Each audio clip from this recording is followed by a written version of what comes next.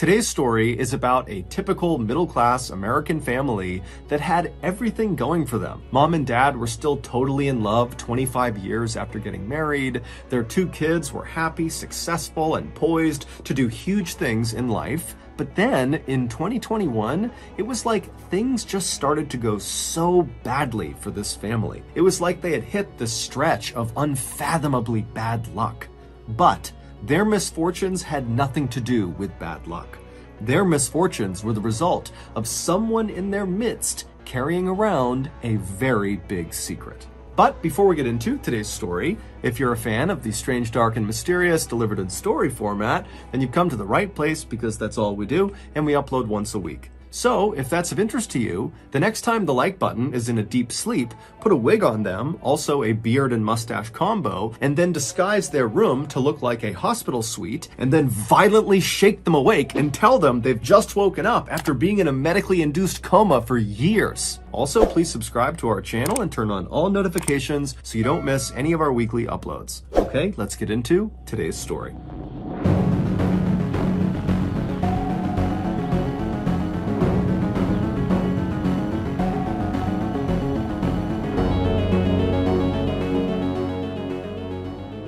In the early 1990s, a woman in her early 20s, named Krista Frater, was working as a manager inside of a retail store called the Boston Store in Madison, Wisconsin. Not long after she was hired there, the Boston Store would hire another employee to work at their Madison location. His name was Bart Halderson, and like Krista, he was in his early 20s, although he was 3 years younger than Krista, and he was hired to be a clerk. Bart and Krista didn't know each other before working at the same location, but their shifts often overlapped, and so in time they got to know each other, and they found they had a lot in common. They both had grown up roughly outside of Madison, Wisconsin. They both had graduated from the same college, the University of Wisconsin-Madison, and they both shared a love of home design. Krista, who had majored in art history in college, was very passionate about interior home design. As for Bart, he was just one of those people who naturally could fix just about anything with his bare hands,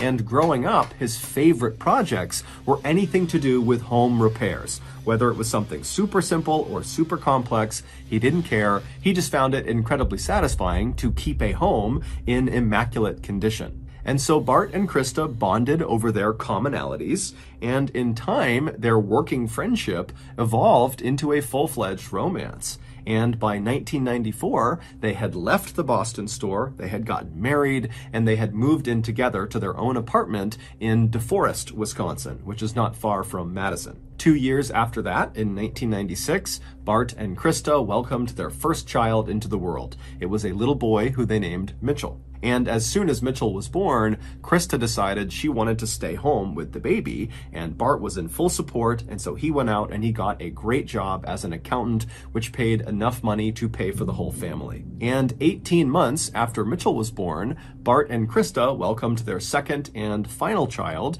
another boy who they named Chandler. A few years after Chandler was born, Bart and Krista had saved up just enough money that they could finally afford to buy a house of their own. And the house they finally settled on was just this very modest, small, two-story home in this very quiet little town in Wisconsin called Windsor. Windsor is not far from DeForest, where they had been renting an apartment.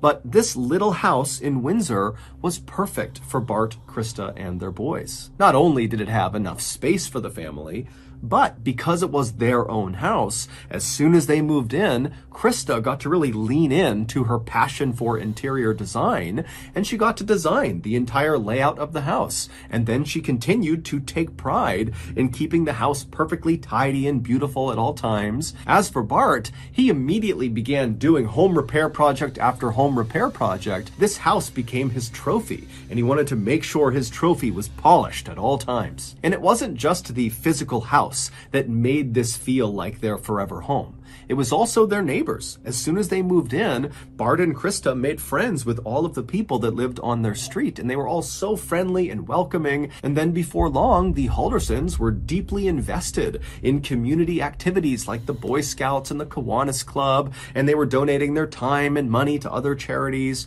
I mean, so quickly, the Halderson family just found where they belonged. And over the next 2+ decades, life for the Haldersons in this little home in Windsor remained perfect. Bart continued to move up the ladder at his accounting firm, and Krista continued to be a devoted mother and housekeeper. As for the kids, Mitchell and Chandler, they were given every opportunity their parents could possibly give them.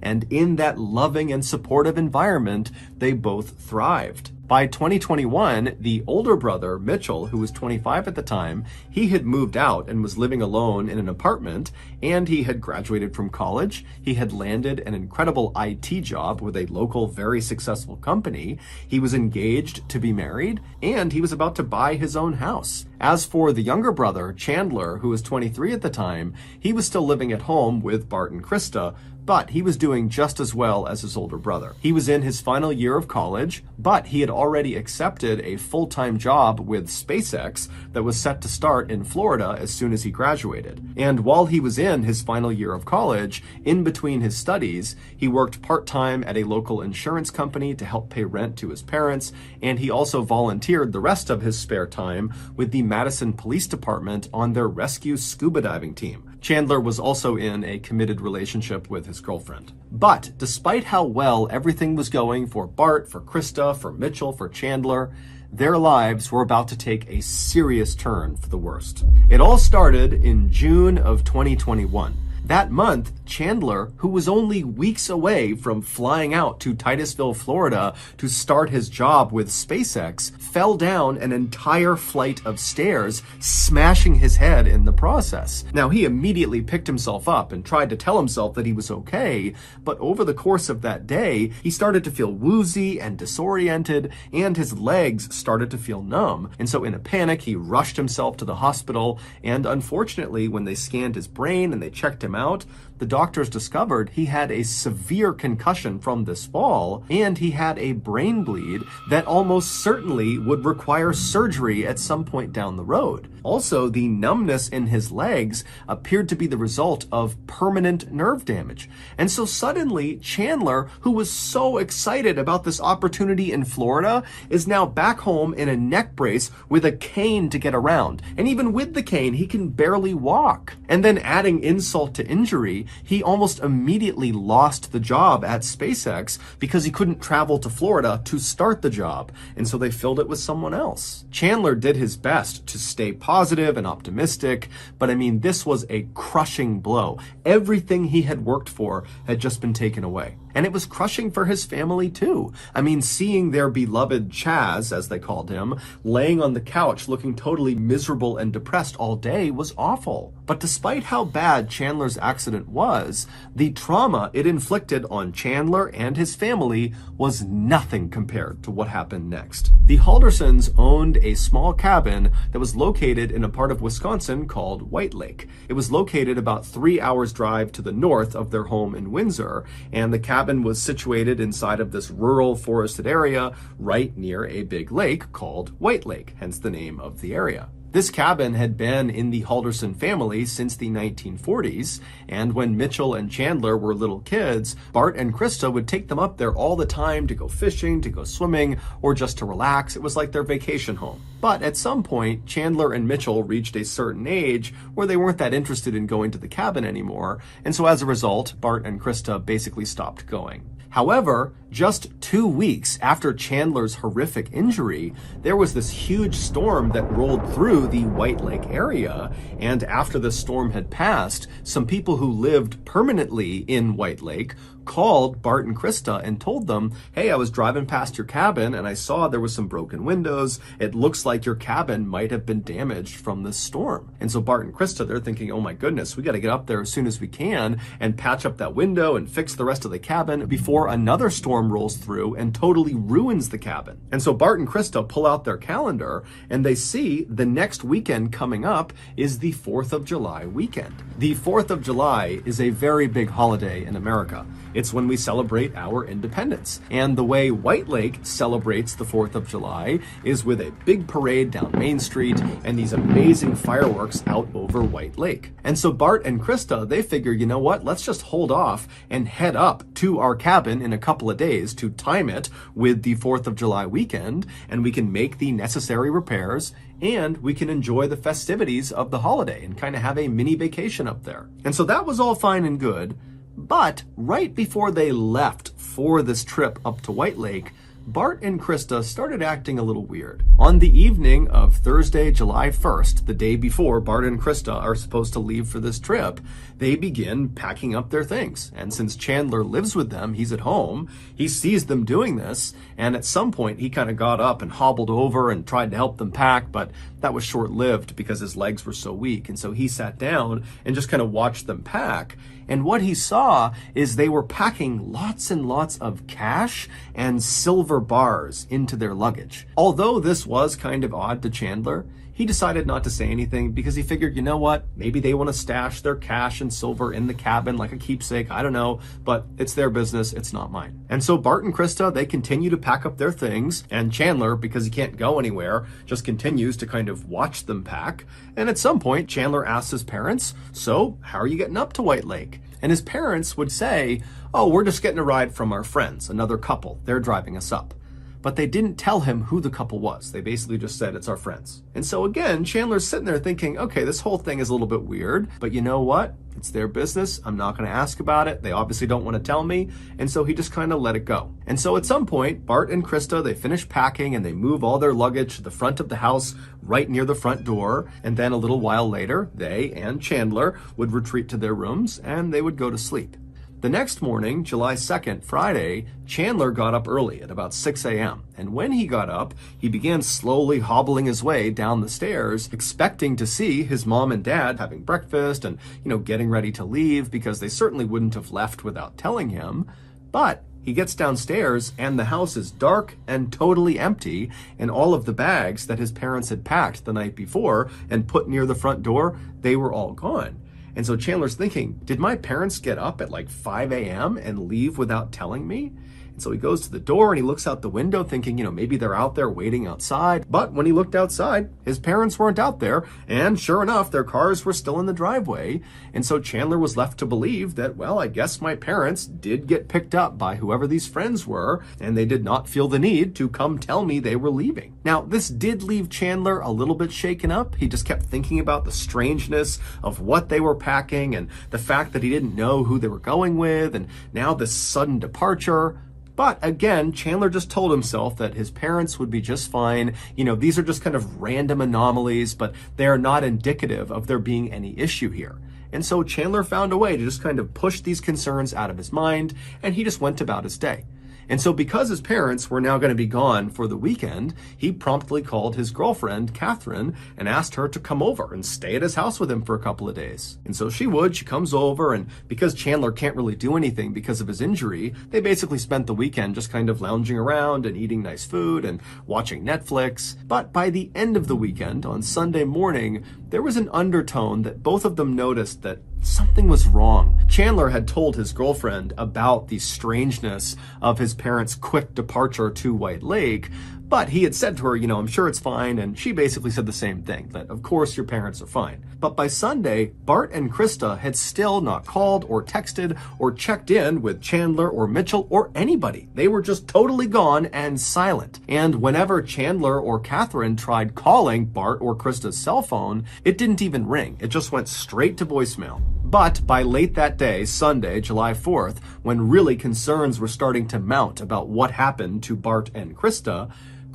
would text her son, Chandler. And what she basically said was, hey, we arrived in White Lake, it's packed here, the service is terrible, but we're going to stick around for the parade, and we'll be back either Monday night or Tuesday early. And so as soon as Chandler and Catherine saw this text message, it was like all their worries were completely gone, and they were just excited to see Bart and Krista when they came back the next day or the day after. But The next day, Monday, Bart and Krista did not come home. They didn't call anyone. They didn't text anyone. And again, whenever anybody tried calling their cell phones, which now was Chandler, Catherine, and also Mitchell, who had been looped in on what's going on with his parents, whenever they tried calling them, Bart and Krista's phone didn't ring. It just went straight to voicemail. And then the day after that, on Tuesday, July 6th, so this was the day that Krista said they would be home by, they didn't come home. And again, no one could get in touch with them. And again, they did not contact anyone. Additionally, on Tuesday, Krista's office began calling Chandler and Mitchell, asking if they knew where Krista was. Krista had recently taken up a customer service job at an auto body shop, and apparently she was scheduled to work on that day, Tuesday the 6th, and she was scheduled to work on that previous Friday, which was the day Bart and Krista left for the lake, meaning she had left on this trip without telling anybody at work. And according to her boss, Krista was the type of person who, even if she was running a couple of minutes late, she would call ahead or text ahead and let people know. So for her to just completely not show up and tell no one was totally out of character. But before Chandler, Mitchell, and Catherine could process this information, Bart's employer began calling them, asking the same things. Hey, do you know where Bart is? He's supposed to be working right now, and we can't get in touch with him, and he didn't put in for time off. And so all afternoon on Tuesday the 6th, Chandler, Mitchell, and Catherine and other family members are trying to call Bart and Krista. They're calling other people in White Lake to see if anybody knows where they are, but nobody does. And so finally, the next morning on Wednesday, July 7th, when still there was no word from Bart and Krista, Chandler goes to the police and he files a missing person report. And pretty much right away, the police in Windsor contacted the police up north in White Lake and asked them to do a check on this cabin to see if maybe Bart and Krista were there, and maybe they just had terrible service, or maybe there was some sort of accident or something that happened. But when the White Lake police arrived at the Halderston cabin, Bart and Krista were not there. No one was there. In fact, the cabin looked like it had not been used in months. The outside was totally overgrown, and inside there was no food in the fridge. And interestingly, the police would also tell Chandler, Mitchell, and Catherine that there was no damage done to this cabin. There were no broken windows or any sign, at least no obvious sign, of storm damage to this cabin. And so after this revelation, of course, Bart and Krista's family is like, wait a minute, who called them and told them to head up there to fix these obvious broken windows? Are those the same mystery friends that drove them up in the first place? I mean, what's going on here? Was this some sort of trap? Have they been set up? Are they okay? And so by the following day, Thursday, July 8th, when still there was no sign of Bart or Krista and the police really didn't have any new leads to speak of, Chandler was desperate. And so he went to local media and he said, please run a story about my parents and get the word out there that they're missing, and maybe someone knows something and they'll come forward. And so local media, they would do that. They would run this piece. And so while this media coverage is going on the 8th, Chandler would go back to his home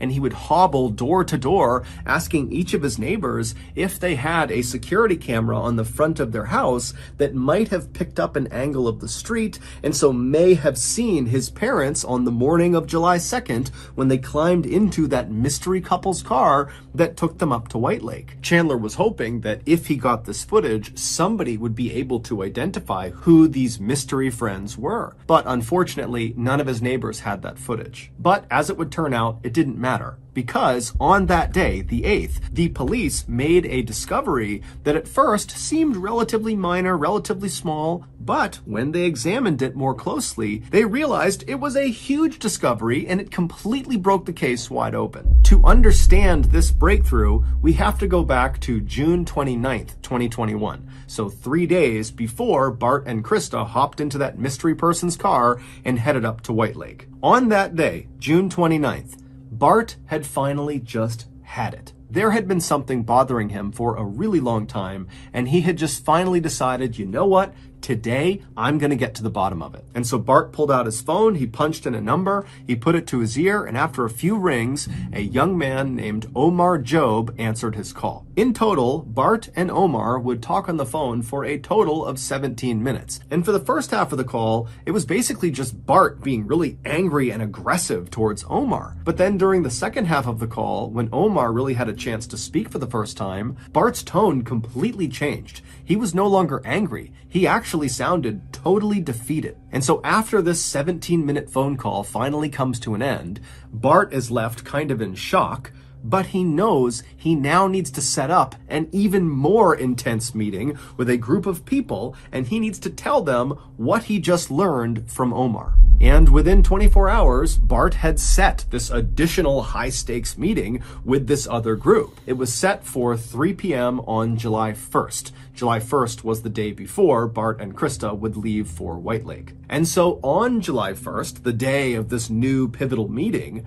Bart was working from home, and at some point he looked at his watch and he saw it was just after 2 p.m. And even though this meeting he was going to have was still an hour away, the location of the meeting was a bit of a drive away, and so he knew he needed to leave soon. And so Bart stopped working and he texted Chandler, who was in the house with him. He just said, "Ready to leave when you are." Chandler was aware of how important this meeting was for his dad. He also understood the terrible position his dad was in. And so he had agreed to go with his dad to this meeting. And so after a couple of minutes, both Chandler and Bart have gotten dressed and ready for this meeting, and they met downstairs on the first floor, and after kind of a nod to each other, they begin walking towards the front door.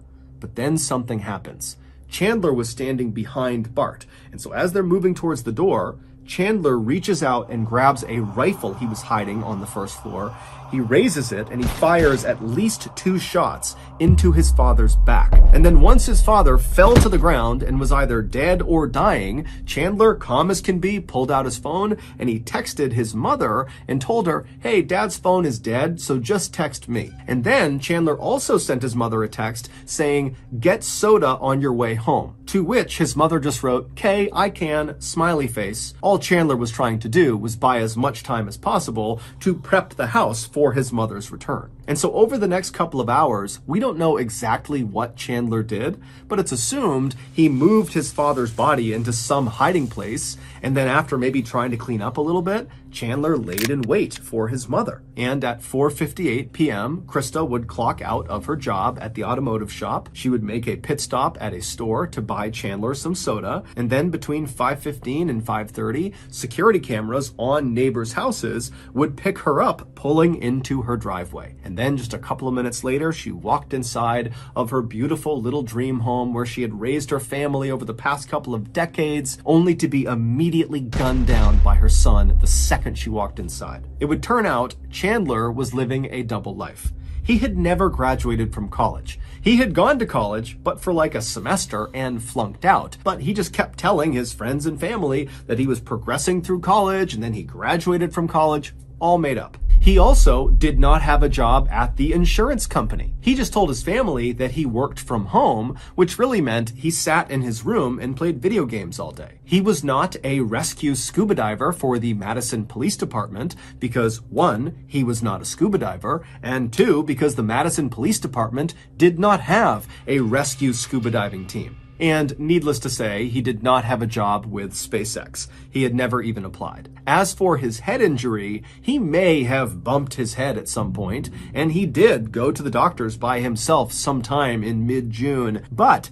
that doctor just told him he might have a mild concussion and then offered him a neck brace and told him, "You don't need to wear it. That's only if you want to wear it." But then very quickly, Chandler turned this non-injury into a debilitating, crippling, life-altering injury and literally hobbled all around with a neck brace and cane. And the reason he did that is he needed an excuse for why he wasn't starting his job at SpaceX. In short, Chandler lied about virtually every aspect of his life to virtually everyone in his life. And for the most part, people did believe him. However, his parents were becoming more and more suspicious. Specifically, in 2021, he was telling them, "Oh yeah, I'm working at the insurance company." but he never had any money. He could barely pay rent to his family, if at all. And so his dad would say to him, "How is it you are employed but have no money?" And the way Chandler would handle this is he would create fake email accounts pretending to be people in HR at this insurance company, and then acting as them, he would write these convoluted emails that had these ridiculous excuses for why Chandler had not been paid yet. And so he would have that fake email account email his real account, and then Chandler in his actual email would write back really angrily and sternly saying, "You gotta fix this, my family's not happy." And then he would once again pretend to be the HR person who would say, "I'm sorry, it's some issue that you can't affect. We're gonna fix it, but you gotta wait." And Chandler would take these exchanges and he would forward them to his father. And while Bart didn't necessarily totally believe what he was being shown, it was enough to get him to stop asking questions. But Bart and Krista were also suspicious of other aspects of Chandler's life, like, for example, his school records. At some point, he needed to show them his transcripts, and he would tell them, "Oh, I can't access my transcripts." And so Bart and Krista are like, "Why? Can't you just log in and pull up your unofficial transcripts at least?" And the way Chandler would handle this was the same way he handled the insurance company. He would create fictitious email accounts of people that were college advisors at Madison College, where he claimed to have gone and graduated from, and he would do those phony back and forths where it looked like the college was telling Chandler, "Sorry, you can't get your transcripts. It's this huge problem that's totally our fault, not yours, but you just gotta wait. There's nothing else you can do. We can't get them for you right now." And when Chandler would send these exchanges to Bart, Bart would get totally worked up about it, and finally he demanded that Chandler give him a phone number so he can talk to one of these college advisors. And so Chandler went out and got a burner phone from a convenience store, and he gave that phone number to his dad, and then when his dad called this number up, somebody picked up, someone introducing themselves as Daniel Spieth, which really was just Chandler disguising his voice. And Daniel Spieth would give Bart the same spiel about how, "Oh, I'm so sorry, it's all the college's fault that we can't get your son's transcripts. You're just gonna have to wait." And so finally, on June 29th, 2021, Bart had just had it with his son. He was convinced his son was lying, or there was something going on. There was just too much about his son's life that didn't add up. And so Bart decided he was just going to call Madison College and pretend to be Chandler and see if he could get his transcripts. And so he dialed a number for customer service at Madison College, and after a few rings, Omar Job, a customer service rep at Madison College, picked up. And initially, Bart was kind of aggressive and mean towards Omar for really no reason other than he was just so frustrated with this whole situation. And so he's on this call pretending to be Chandler, and he's kind of barking at Omar to give me my transcripts right now. I go to your school. There's no reason you can keep them from me. But then after a couple of minutes, Omar finally was able to talk. And he said, "Hey, Chandler, I looked you up in the system and you don't go to this school. You've never gone to this school save for maybe one semester and you failed out." And so it's at this point when Bart hears this that he just pauses for a really long amount of time on this call. And then he begins asking follow-up questions that are not really connected to trying to get transcripts, because now he knows the transcripts don't exist because his son didn't go to school. And so he begins asking Omar, "Does Daniel Spieth still work there?" And so Omar would look him up and he would say, "No, there's no Daniel Spieth that works here, and there's no Daniel Spieth that's ever worked here." And because Chandler had used like 5 or 6 different names when pretending to be college advisors for Madison College, Bart, in addition to asking about that Daniel Spieth guy, asked about every other name he had interacted with, believing he was talking to Madison College. And one by one, Omar told him, "I'm sorry, those people do not work here. I've never heard of these people. They're not in the directory. I'm sorry." And so finally, at the end of that 17-minute call, Bart knew his son was living a huge lie. And so he hung up with Omar, and then Bart called real college advisors at Madison College, and he set a meeting for July 1st at 3 p.m. And then he told Chandler that he had set this meeting, and Chandler was going to come with him, and they together were going to ask those college advisors why they can't produce Chandler's transcripts.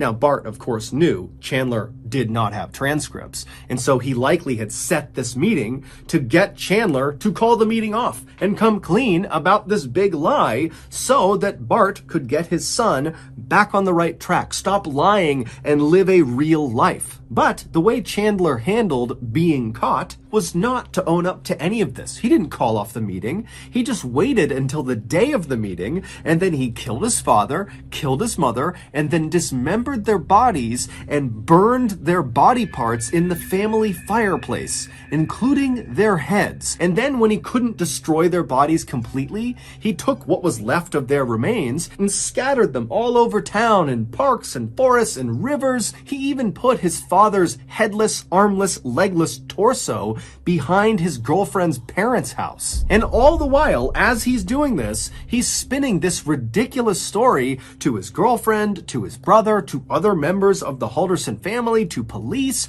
to colleagues of Bart and Krista, that Bart and Krista just up and left on the morning of July 2nd with this mystery couple. And oh, by the way, my parents, they were putting cash and silver bars in their luggage. So I don't know, they went up to White Lake and now they're gone. I don't know what happened to them. We don't know why Chandler chose the story he did. It's unclear if he was trying to make it seem like his parents were suspicious and had gotten into something that had maybe gotten them harmed or kidnapped, or if he was trying to make it seem like his parents were just super gullible and had been taken advantage of by this mystery couple. We don't know. He was just trying to make the whole situation seem plausibly suspicious. Ultimately, though, Chandler did so many things that got him caught. From the mountain of physical evidence he left behind inside of his house, where he killed and dismembered his parents, and also at the various dump sites where he didn't even bury the body parts. He would just put them underneath sticks and branches, and so they were very easy to find.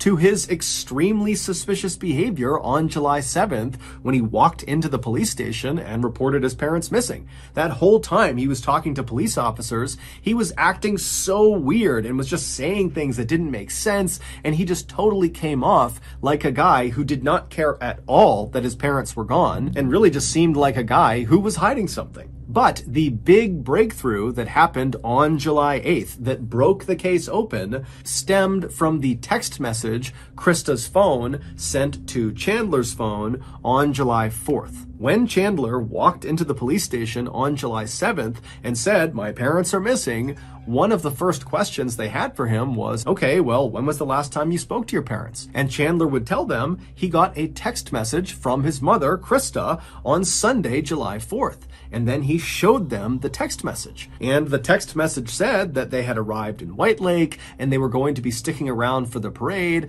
and they'd be back in a couple of days.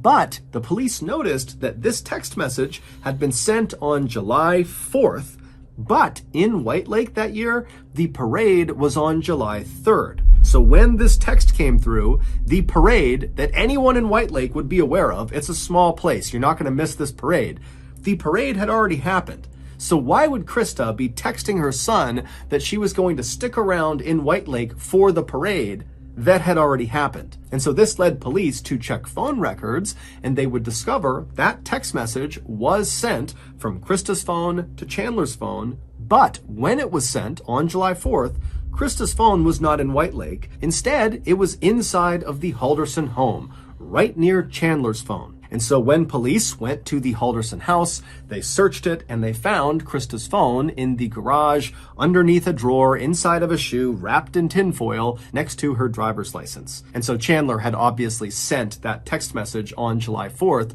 using his mother's phone to himself. But he had just gotten the date wrong of the parade. And so this discrepancy really opened up the floodgates, and before long, it was beyond obvious that Chandler was the killer. And after a thorough investigation, it was determined that Chandler had acted entirely alone, meaning Catherine, his girlfriend, and his brother Mitchell had nothing to do with it. They were just innocent bystanders. Chandler would ultimately be found guilty of killing his parents, and he would be sentenced to life in prison without the possibility of parole. Chandler has still not taken any responsibility for what he's done. Instead, he just tells anybody who will listen that his plan is to continue to appeal his verdict.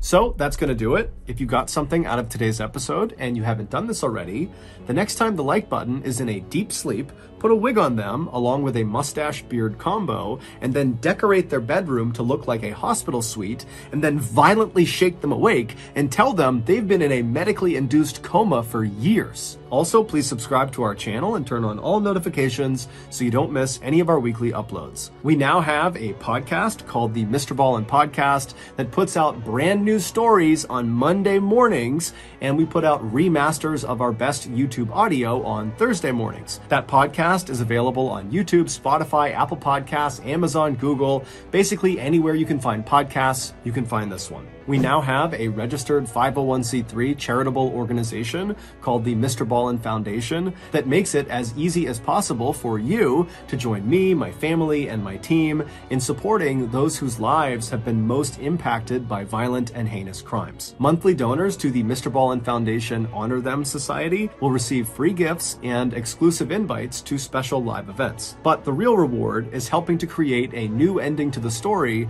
for victims of violent crime. Go to MrBallin.Foundation and click Get Involved to join the Honor Them Society today. We also have 2 additional YouTube channels. One is called Mr. Ballin Shorts. The other is called Mr. Ballin en Espanol. We also post near daily content on Facebook and Snapchat. Both of those pages are just called Mr. Ballin. If you want to get in touch with me, please follow me on any major social media platform and then send me a direct message. My username is just @Mr. Ballin, and I really do read the majority of my DMs. We also have some really cool merchandise, so head on over to shopmrballin.com to have a look. Also, if you have a story suggestion, please submit it to our subreddit just called Mr. Ballin. It's linked in the description below. So whether I see you on Instagram, Twitter, TikTok, Reddit, YouTube, Facebook, other YouTube channels, the podcast, wherever, just know that I really appreciate your support. And until next time, that's going to do it.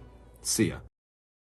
Sometimes the truth is stranger than fiction, and today we're going to look at 3 stories that demonstrate that. But before we get into today's stories, if you're a fan of the strange, dark, and mysterious delivered in story format, then you've come to the right place, because that's all we do, and we upload once or twice every week. So if that's of interest to you, please offer to make the like button a nice oregano grilled cheese, but instead of using oregano, use ground up poison ivy. Also, please subscribe to our channel and turn on all notifications so you don't miss any of our weekly uploads. All right, let's get into today's stories.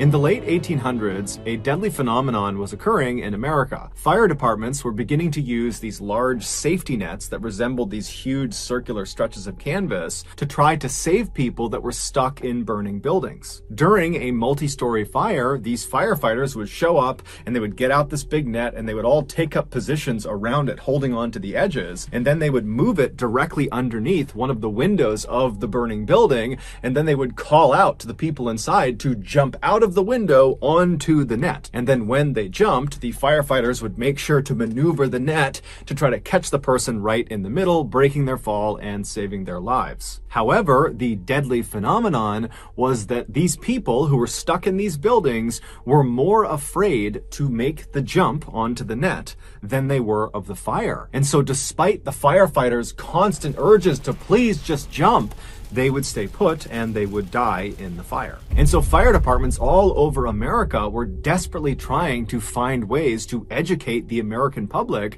about the relative safety of these nets, that certainly making this jump is a better bet than staying in an actively burning building. But despite their efforts, Americans were still staying put in these buildings and dying unnecessarily. In 1883, which was around the time of this deadly phenomenon, a diving instructor working out of Washington, D.C., named Robert Odlum, heard about this issue, and he thought to himself, if Americans just maybe saw someone make the jump successfully, they wouldn't be afraid anymore. And since Robert was a diving instructor and so was very comfortable jumping from heights, he thought, well, who better to make these demonstrations than me? And so, in collaboration with several Washington, D.C. fire departments, months, Robert began hosting these demonstrations where he would leap out of multi-story buildings onto the safety net. And very quickly, these demonstrations began attracting very big crowds, but not because they wanted the education of the event.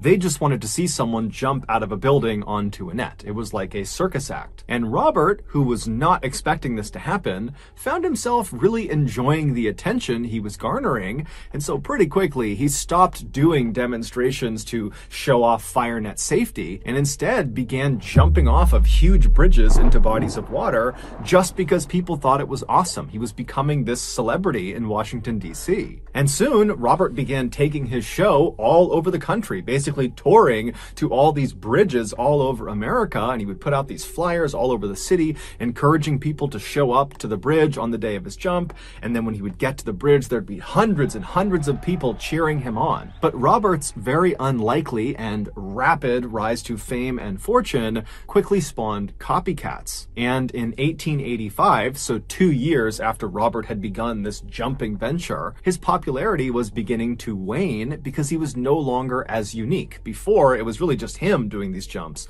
and now he was kind of a commodity. And so feeling desperate to become relevant again, Robert thought to himself, I gotta do something that sets me apart from all the other bridge jumpers. I gotta do something that nobody else has done. That way I can once again become the bridge jumper. And it just so happened there was a bridge that had recently been constructed in New York called the Brooklyn Bridge that was massive. It spanned 1,600 feet from Brooklyn across the East River to New York City, and at its highest point, it was a whopping 130 feet off of the water. And so if Robert made that jump, he would actually set the record for the highest bridge jump ever. But by this point, bridge jumping had become popular enough that police had caught on to it and they had made it illegal, mostly to protect the bridge jumpers from themselves. And so anytime police saw advertisements for an upcoming bridge jump, they would show up to the location on the day of the jump in force and they would stop the jumper from jumping. And so Robert knew this, but he still needed to get the word out about this big Brooklyn Bridge jump.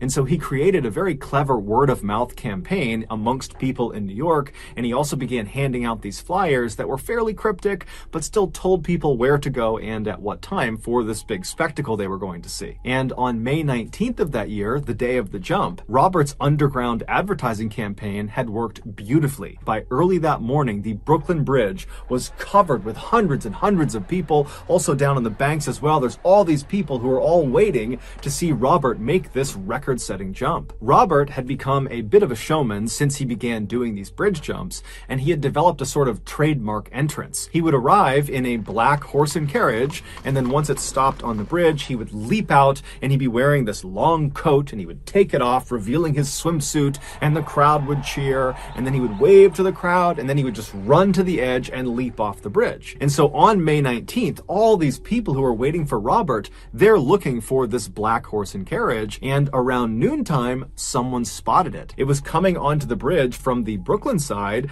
and then once it stopped on the bridge, the door flung open, and Robert leapt out in his big coat. He ripped his coat off, revealing his swimsuit. The crowd was going wild. Everyone was so pumped about this. He's waving and getting ready, and he starts running to the railing to make this jump, and before he jumps, the police swarm him and arrest him.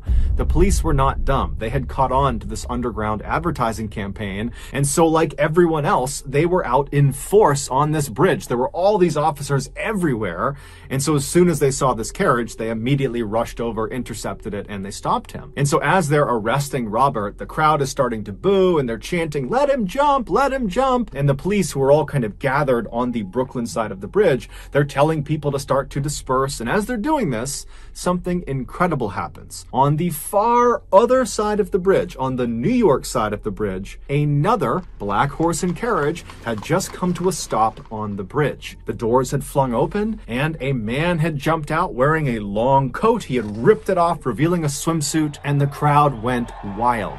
it was the real Robert Odlum. The man the police had arrested was actually an actor that Robert had paid to pretend to be him. Robert had told him to show up at a particular time and make the typical entrance that he would in order to suck all the police to that side of the bridge, and then while that was happening, Robert would show up and have enough time and space to make the jump. And his plan had worked perfectly. And so the police, who are on the Brooklyn side, they see this happening and they realize there's no way they can run all the way across the bridge and stop Robert before he makes the jump. And so, like everyone else, they just kind of walked to the railing and they watched. And so the real Robert, after revealing his swimsuit, he waved to the crowd, he's smiling, everyone's going crazy, and he runs over to the railing, he climbs onto the other side, and he's looking out over the water, and he gives one more wave to everyone down below in boats and on the banks and on the sides of the bridge, and everyone's going crazy, and then he jumps. Onlookers would later say that at first his jump was perfect. As soon as he leapt off the bridge, like he always did, he put his right arm straight over his head and he tucked his left arm by his side. This allowed him to stay in an upright vertical position as he fell. But just a second into his fall, a strong gust of wind blew Robert off his axis, and suddenly he was falling on his side. Now, it's important to understand, bridge jumpers, when they jump from really high heights, they need to land feet first in a vertical position. This allows their feet to, quote, break the surface tension of the water before the rest of their body comes crashing down. And if they do it that way, the water functions much like the firefighter's safety net. It will break the jumper's fall and save their life. But if the jumper lands at basically any other angle, the water tension will not break fast enough before the rest of their body hits the surface of the water. And so the water, instead of functioning like a net that will save them, will actually function like concrete. So after this gust of wind had blown Robert onto his side, he began flailing in midair to try to get himself back to his upright vertical position, but he couldn't do it in time, and so he slammed into the water directly on his right side. And when the crowd saw this, they figured something was wrong, but they didn't really know, and so everyone just kind of gasped and waited to see what would happen next. And they're looking, and then finally Robert emerges from the deep, except he's face down and he's motionless. And so some of Robert's friends who were on a boat below, they leapt into the water, they swam over to Robert, they pulled him back to the boat, they got him up on the deck, and when they looked at him, he looked awful. There was blood coming out of his mouth, he was barely conscious, and he would just say to them, "Did I make a good jump?" And then he would die. An autopsy would reveal that Robert's impact with the surface of the water had basically obliterated all of his insides. Amongst other things, his liver, his spleen, and both his kidneys had ruptured, and all of the ribs on his right side were broken. A year later, another bridge jumper named Larry Donovan would make the jump off of the Brooklyn Bridge and survive, setting the record for the highest bridge jump at the time. In 1978, 49-year-old Georgy Markov, who was originally from Bulgaria, was living in London and working as a reporter for the British Broadcasting Company, or BBC for short. Georgy had moved to London 6 years earlier, and in the early days of him being in the UK, he would always take a cab or a bus to work. But over the last couple of years, he had taken to walking to work. Not only was it great exercise, but he also just loved the scenery. In particular, he liked on his commute to stop on the Waterloo Bridge, this very famous bridge in London, where from that position, he had a beautiful view of the Westminster Palace on one side, and he had the iconic London Eye on the other, which is a very famous Ferris wheel. So on the morning of September 7th of that year, Georgy got up and he left his flat, and he began his typical commute into work. However, by the time he reached the Waterloo Bridge and was getting ready to take in the sights, it had started to rain, and Georgy did not have an umbrella. And so instead of sightseeing, he just kept on walking as quickly as he could to try to get to his office before he got completely soaked. But by the time he was just on the other side of the Waterloo Bridge and still had quite a distance to cover to get to work, the skies had completely opened up. And so as much as Georgy wanted to walk, because this was something he really enjoyed, he decided it was not worth it. And so he began looking for a bus stop, and he found one pretty quickly, and he rushed over to it. There was an awning that the commuters could stand underneath, and so he ran underneath this awning, getting out from from under the rain, and then he proceeded to wait for the next bus to take him the rest of the way. As he stood there waiting, he suddenly felt a shooting pain in the back of his right thigh. And instinctively, without even knowing what it was, he just reached down and grabbed his leg, but he couldn't feel anything. And then he tried to kind of look around and look down at his leg, but it was just too crowded around him, so he really couldn't do it. And so he's standing there puzzled, still grabbing at his leg, wondering what could have caused this pain. And the only things he could think of were, maybe someone near him had a pen or a pencil out and they accidentally poked him, or maybe it's some sort of bug that bit him, a spider or a bee or something. He didn't know, but there weren't that many scenarios that made sense to him. But before he could spend very much time dwelling on what had caused this, the bus arrived and Georgie turned around, he hopped on board, and by the time the bus pulled up in front of his office building and he had gone through the doors of the BBC, Georgie had effectively forgotten about this pain in his leg. But when he got up to his actual desk and sat down on his chair, when the underside of his thigh made contact with his chair, it sent that shooting pain into his leg, and immediately he noticed it. It was almost like he had a splinter stuck in the back of his thigh, and by pressing it down on the seat, it was driving that splinter deeper into his leg. And so Georgie stood up immediately, and he's grabbing at the back of his leg, and he's kind of craning his head to look down at the back of his leg, but he doesn't see anything there. And so he's standing there wondering what he should do. He's got a really busy day ahead of him, and he's thinking, should I maybe go to the bathroom and see what this is? But then he tells himself, you're overthinking it. This has got to be something minor. I need to get to work. And so he sat back down in his chair, being very careful with his right leg when he placed it down so as not to press too hard on the spot that hurt. And then he just got to work. And over the course of several hours, even though he knew there was kind of a dull, aching pain in the back of his leg, he mostly forgot about it. He was just doing his job. But by the second half of the day, in the early afternoon, the pain in his leg had become so excruciating that Georgie was literally gritting his teeth and sweating profusely in order to try to ignore the pain. But at some point, it just became too much. He couldn't focus on work, and so he stood up, he left his desk, and he walked down the hall, and he went into the single stall bathroom. And once he went inside and he shut the door behind him, he pulled his pants down and turned around and looked in the mirror to use the reflection to look at the back of his leg. And right away, there was a little bit of a relief there, because what he saw was a little bit of redness, a little bit of swelling, but nothing significant. It looked very much like someone must have hit him with a pencil by accident, or maybe it was a bee sting or a spider bite or something, but whatever it was definitely minor, at least in Georgie's mind. And so he pulls his pants back up, he tucks his shirt back in, he leaves the bathroom and goes back to his desk. And then he sits down, and despite this intense pain in his leg, he's convinced himself it's no big deal, and so he just kind of grits his way through the rest of his workday. When he finally got home again and walked through the door, Georgie's wife looked at him and was like, "What's wrong with you?" He was so pale, he was sweating profusely, he looked awful.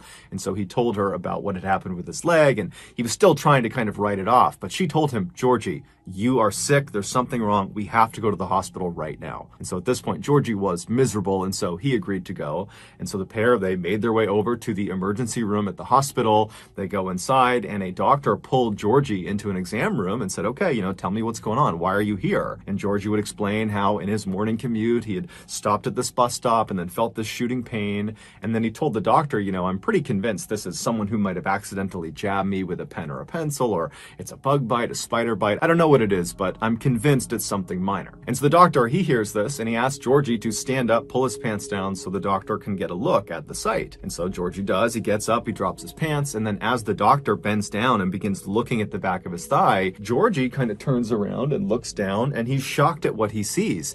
Even though he does not have a full view of the back of his leg, it's obvious that the swelling and redness on the back of his leg has grown exponentially. It looks totally horrible. And so after a couple of minutes of the doctor looking at the back of his leg, the doctor stands up and looks puzzled and tells Georgie, "Hold on a minute, I need somebody else to get a look at this." And so the doctor goes out into the main hall, he comes back with another doctor, and that doctor comes over, he bends down, and he looks at the back of Georgie's leg as well. And after the two of them kind of talk to each other and they're looking at the back of his leg, they stand up and they walk around and they're facing Georgie now, and they say, "Okay, this is going to sound totally weird, but when you were at the bus stop, before you felt the pain in your leg, was anyone around you holding a snake or a reptile? I know that sounds crazy, but the mark on the back of your leg looks exactly like a venomous bite." So Georgie's like, no, I didn't see anyone with snakes or reptiles. There was nothing out of the ordinary about what was happening around me when I felt this pain in my leg. We were all just standing there, and then I felt it in my leg. That was it. And so the doctors would tell Georgie that, they didn't really know what was going on with his leg. And so the best thing to do here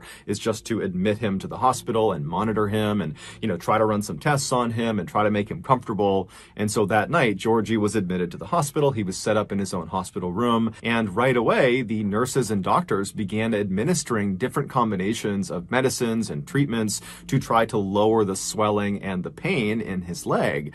But it just seemed like nothing was working. And so all night, his condition seemed to get worse, not better. And then the next day, when he woke up, his leg was much, much worse. It was extremely swollen. It almost looked like a balloon that had been completely filled. It was very red. And Georgie himself was also beginning to lose touch with reality. He had become convinced that someone had tried to kill him, and that was why he was so sick. And this delusion of his got so extreme that he was afraid of his doctors and nurses. And so it became a big challenge trying to help him because he was effectively fighting them off. By the next day, Georgie's condition overall had become critical. He was very clearly on the brink of death, and his mind was effectively gone.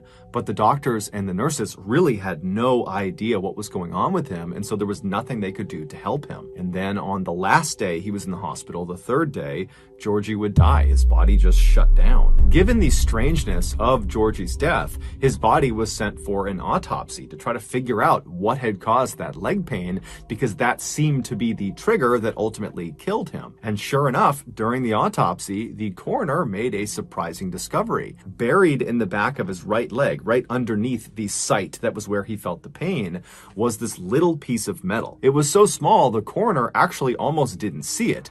But when he did see it, he put it under the microscope, and what he saw was this obviously man-made metallic disc that had these two small reservoirs drilled into it. And so they sent this disc off for further testing, and what they discovered was there was ricin residue inside of those two reservoirs. Ricin is an extremely powerful poison. It is more lethal than cyanide, and it has no antidote. And the symptoms of ricin poisoning often look like the symptoms of other diseases or illnesses, and so it's very difficult to diagnose. And so as a result of these factors, ricin is a very popular poison for assassinations. And the belief is that that is exactly what happened to Georgie. He was assassinated.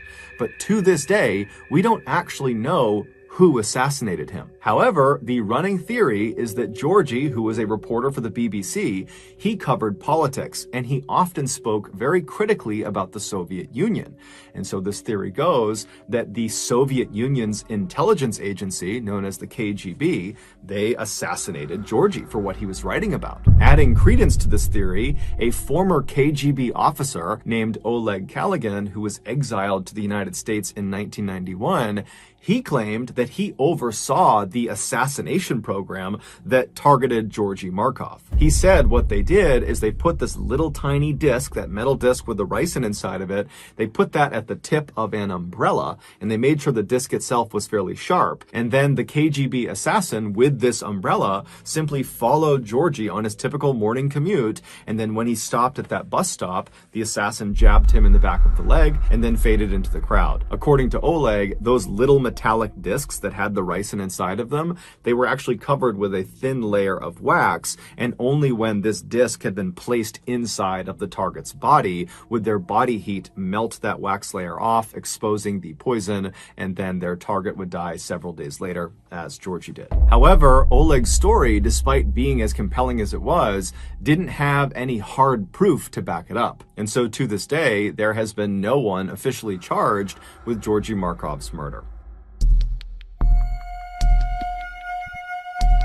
In 2006, 73-year-old Sherman Sizemore was the definition of a man's man. He had spent the bulk of his adult life doing one of the most dangerous jobs in the world, mining for coal in West Virginia. And while he was a coal miner, he apparently had lost track of the amount of times he had nearly been killed from mine shaft collapse and gas leaks. Later on in life, after his kids had all grown up, he had retired from coal mining and become an ordained Baptist minister. And despite his harrowing backstory and burly, intimidating appearance, he was known to be incredibly gentle and very calming to his parishioners. He was also known to be an incredibly devoted grandfather, to the point where if there was a chance to spend time with his grandkids, he would basically throw all of his responsibilities out the window to do that. But in January of that year, something changed in Sherman. He went from being this pillar in the community to being a deranged, paranoid lunatic. It all started on the afternoon of January 19th. Sherman and his wife Ruby were sitting in their home alone on the couch, just kind of doing their own things, when suddenly, out of the blue,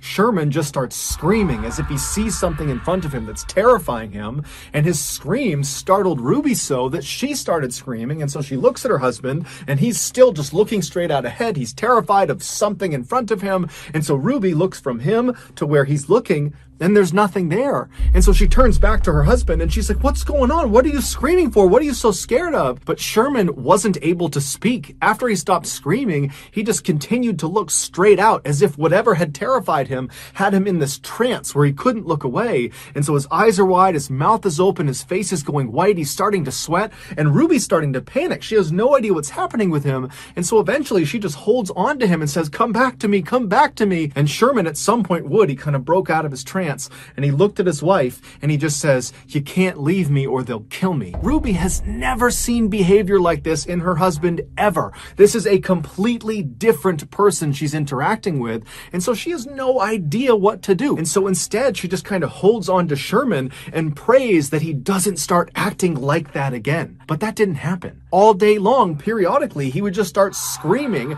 about something that Ruby couldn't see. Now, Ruby did consider calling 911 and getting medics out there, but his behavior was so unusual, and he was normally such a rock who was so competent, who was so healthy, that she didn't want to. She felt like he would just kind of get through this, that if they can just get through today and get into tomorrow, that he would be better. And so she just all day was comforting him and just dealing with these episodes. And then finally they got into bed that night, and Ruby's thinking, "Thank goodness, we're going to wake up tomorrow and things will be better." But when she woke up the next morning, it was very obvious Sherman had not slept at all. He was looking straight up at the ceiling. He looked worse than the day before. It was obvious that he was not back to normal. And so Ruby called the rest of the family and had them come over to figure out what they were going to do. But when Sherman found out his family was coming to his house, he told Ruby they can't come inside. He was afraid they and others were conspiring to bury him alive. The only person he could be around was Ruby, and his whole family had no idea what to do. Little did they know there was actually a very specific reason he was acting the way he was. A few months before January 19th, which was the day Sherman turned into this different person,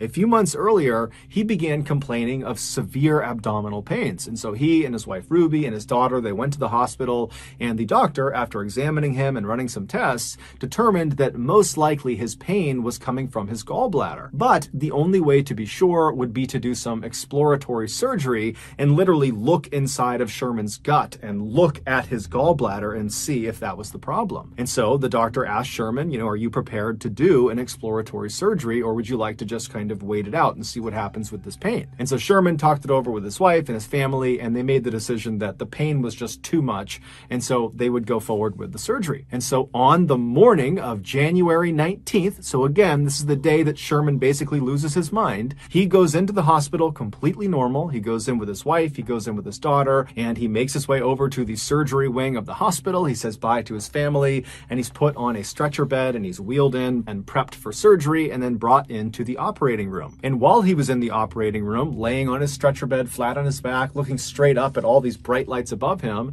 he just struck up some chit-chat with the nurses and doctors who were in the room prepping the room for surgery, and they were also putting the IV into his arm. Then at some point, one of the nurses lowered the oxygen mask onto Sherman's face so the anesthesiologist could administer the 2-drug cocktail that would knock him out for the surgery. Sherman was scheduled to get something known as general anesthesia for this operation, where basically he would be completely out, he wouldn't feel anything, they'd do the surgery, and then he would wake up in recovery. And so once this mask was on Sherman's face, the anesthesiologist began pumping him full of the drugs that would make him be knocked out for the surgery. However, the anesthesiologist only administered one of the 2 drugs necessary for general anesthesia. He administered the paralyzing drug, but he did not administer the actual anesthetic that would knock him out, and most importantly, would get rid of all of his pain. And so as this mask is on his face and Sherman believes he's being given the proper dosage of drugs, the nurse who was nearby told Sherman to go ahead and start counting backwards in his head from 10, knowing full well that Sherman would pass out before he reached 0. And Sherman knew this too. He had been in surgery before, and so he happily began counting in his head. 10, 9, 8, he started to feel something. 7, 6, 5, 4, 3, 2, 1. Boom, he was out.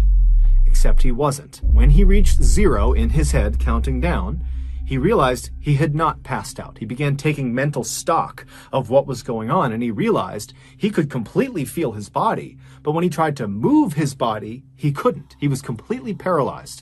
When he tried to make a sound, he couldn't, because his vocal cords were also paralyzed. The only thing he could move were his eyes. He could move them left and right. However, they had taped his eyes shut, so he can't see anything. And so Sherman is thinking to himself, okay, I've been given the drugs, maybe they're slow acting, any minute now I'm gonna drift off to sleep and this will just be a distant memory. But after a few seconds, he's hearing the doctors and nurses in the room. He can't see them, but he hears them. They seem to be moving towards doing this operation, and he's still awake. And so Sherman becomes frantic and starts flicking his eyes left and right as fast as he possibly can. And the rapid eye movement actually loosened the tape on both of his eyelids, and it created a tiny slit that he could actually look through. And what he saw terrified him. The surgeon was walking over next to him. He was getting his gloves on, and then the surgeon says, "Scalpel." And the nurse hands him this chrome metallic blade, and the surgeon takes the blade and begins cutting into Sherman's midsection. Sherman felt everything, but Sherman couldn't do anything about it. All he could do was rapidly flick his eyes left and right in hopes one of them would see that he was awake, that he was feeling this. But no one was paying attention to his face, so they didn't see his eyes moving around. And so the surgeon continued to cut into his midsection until he had cut out a fairly significantly sized hole, at which point the surgeon hands the scalpel to the nurse and says, "Clamps," at which point the nurse hands him what looks like a torture device, and the surgeon proceeds to use these clamps to pin segments of Sherman's skin that has just been cut open to his body to basically keep the hole open. And then the surgeon began tugging on the outsides of this hole in Sherman's midsection, making sure it was big enough that he could actually get a good look into his body. And every little tug is sending lightning bolts of pain into Sherman's body. But again, all he can do is flick his eyes left and right, and no one's paying attention. "Scope," the surgeon called out for, and the nurse handed him a camera that he jammed into Sherman's gut. And then the surgeon said, "Suction," and the nurse got what looked like a vacuum and pressed it inside of this open wound and began sucking out fluids from his body. The pain Sherman was experiencing is unimaginable. Every second felt like an eternity. "Forceps," the surgeon called, and the nurse handed him these metal prongs that he put inside of this hole in Sherman's body, and he used them to dislodge his gallbladder so he could get a better look at it. By this point, Sherman wanted to die. He was no longer flicking his eyes left and right. He was just looking straight out, hoping someone would finally see him. And someone did. One of the nurses standing next to the surgeon looked up at Sherman's face and saw Sherman looking back, terrified at the nurse, at which point the nurse yelled out, "Stop, he's awake, he's awake!" And the surgeon practically faints, and he looks over at the anesthesiologist and he calls him, "Get over here and fix this." And so the anesthesiologist comes running over from the side of the room. He gets up next to Sherman and begins pumping him full of painkillers. And as he's doing this, he has this moment of clarity. He remembers he didn't give him the anesthetic. And so as these new painkillers that have just been introduced begin to take their effect, Sherman's eyes go from being terrified to glazed over, and he does pass off to sleep. And so now he's out and he can't feel anything. But now the anesthesiologist and the medical team realize they have a very big problem. This patient just experienced 16 minutes of surgery and felt all of it. And at the end of it, when he wakes up, he's going to remember it, and he's probably going to file a lawsuit against the hospital. And so a decision was made. It's unclear if the anesthesiologist acted alone or if the entire team was in on this, but regardless, the anesthesiologist administered an additional drug after giving all these painkillers. This additional drug was called midazolam, but it's better known as the amnesia drug. And like its nickname implies, anyone who gets it will forget what has just happened to them. And so the idea was, by giving him this amnesia drug, he won't remember the trauma he had suffered through during during the surgery, and so wouldn't file a lawsuit. And so after he was given this drug, the medical team, they went back to doing the surgery, they completed it, and they got him back out to recovery.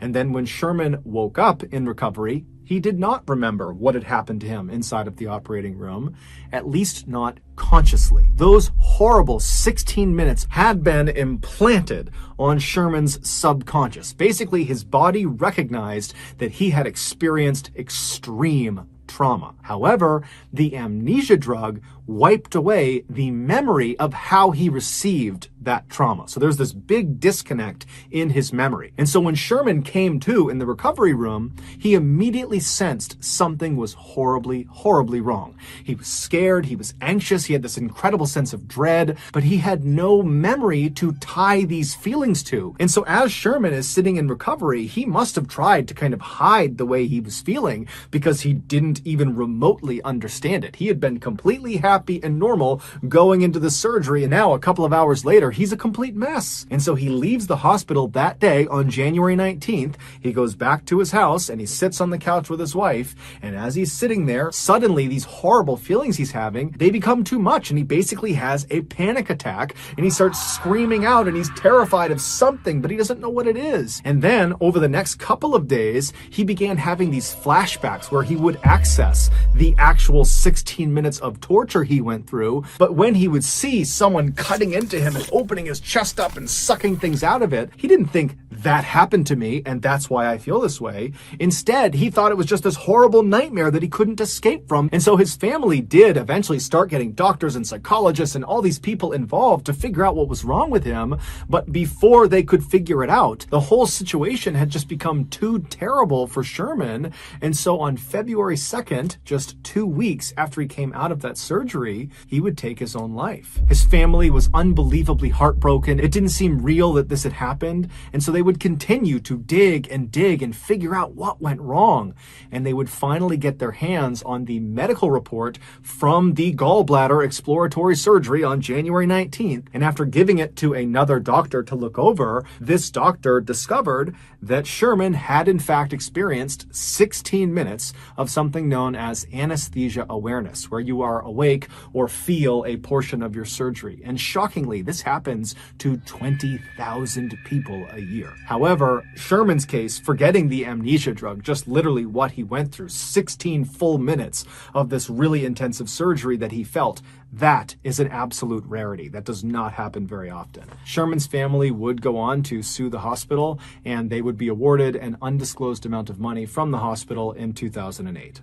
So that's going to do it, guys. If you got something out of today's episode and you haven't done this already, please offer to make the like button a nice oregano grilled cheese, but instead of using oregano, use crushed up poison ivy. Also, please subscribe to our channel and turn on all notifications so you don't miss any of our weekly 1 or 2 video uploads. We now have a podcast that puts out weekly brand new stories that are only available in podcast form. It is called the Mr. Ballin Podcast, Strange, Dark, and Mysterious Stories. You can find it on Apple, Amazon, Spotify, and everywhere else you get your podcasts. If you want to connect with me, I would encourage you to follow and then message me on any major social media platform. My username on all of them is Mr. Ballin, and I really do read the bulk of my messages. We also have a second YouTube channel just called Mr. Ballin Shorts, where we post random short videos and lost episodes. We have a Facebook page where we post condensed versions of the longer episodes you see on YouTube. We have a Snapchat channel just called Mr. Ballin, where you can find even more episodes on Sundays. If you have a story suggestion, please submit it to our subreddit just called Mr. Ballin. It's linked in the description below. So whether I see you on Instagram, Twitter, TikTok, Reddit, YouTube, Facebook, Snapchat, other YouTube channels, podcasts, whatever it is, just know that I really appreciate your support. And until next time, that's going to do it. See ya.